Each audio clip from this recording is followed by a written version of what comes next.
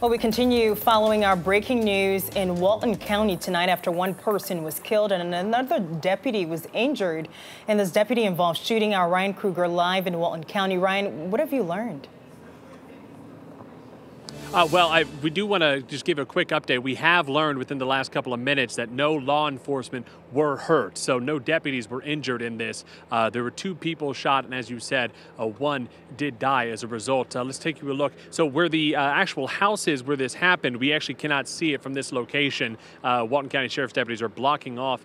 This is Lovers Lane. It's pretty rural Walton County. Technically, the address says it is in Monroe, but definitely we are in a rural area. A lot of farmland out here. Only about 10 houses are down this street.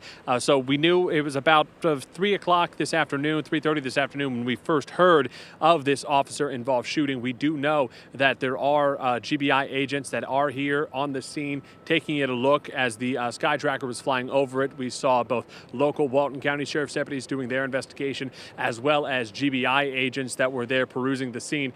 As far as what exactly happened, that is unclear at this point in time. We are expecting a briefing at some point in time. We have been in contact with the GBI.